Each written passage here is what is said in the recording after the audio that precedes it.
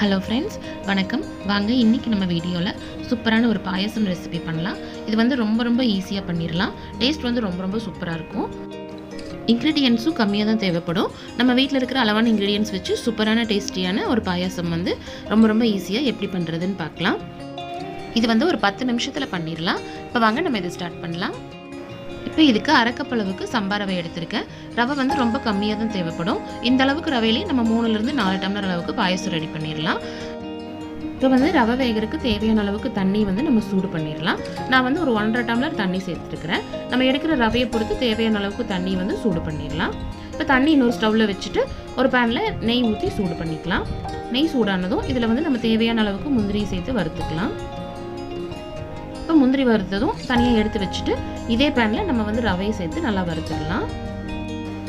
ரவை வந்து சீக்கிரமாகவே வறுபட்டுரும். நம்ம வந்து சிம்லேயே வச்சு நல்லா வறுத்துக்கலாம். இது வந்து நல்லா வெள்ளையாக பொரிஞ்சு வந்த மாதிரி வரும். அந்த டைமில் வந்து நம்ம ஆஃப் பண்ணிடலாம்.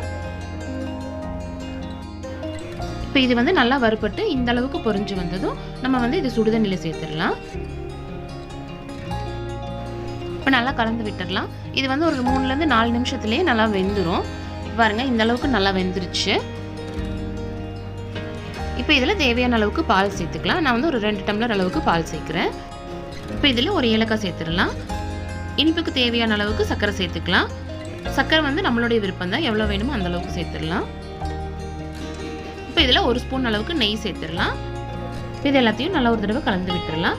பால் வந்து நல்லா திக்கான பால் எடுத்துருந்தோம்னா ஒரு 5 நிமிஷத்தில் ரெடி ஆயிரும். இல்லைன்னா பாலோட திக்னஸை பொறுத்து நம்ம தேவையான அளவுக்கு இதை வந்து கொதிக்க வச்சுக்கலாம். ஒரு பிஞ்ச் அளவுக்கு உப்பு சேர்த்துக்கலாம். இப்போ கொஞ்சமாக இதில் வந்து எல்லோ ஃபுட் கலர் சேர்த்துருக்கிறேன். இது வந்து ஆப்ஷன் தான், நீங்கள் வேணும்னா சேர்த்துக்கலாம், இல்லை வேண்டாம்னா தவிர்த்துக்கலாம். கொஞ்சம் மைல்டான எல்லோ கலரில் இருக்கும், அதுக்காக தான். இப்போ வந்து இது நல்லா இந்த அளவுக்கு கொதிச்சு வந்தது. இதில் நம்ம வறுத்து வச்சுருக்கிற முந்திரியை சேர்த்து திரும்ப ஒரு 2 நிமிஷம் மட்டும் கொதிக்க வச்சிடலாம். இப்போ இது வந்து நல்லா கொதிச்சு ரெடி ஆனதும் இதில் வந்து ஒரு 2-3 ட்ராப் அளவுக்கு ரோஸ் எசன்ஸ் சேர்க்குறேன் ஃப்ளேவருக்காக.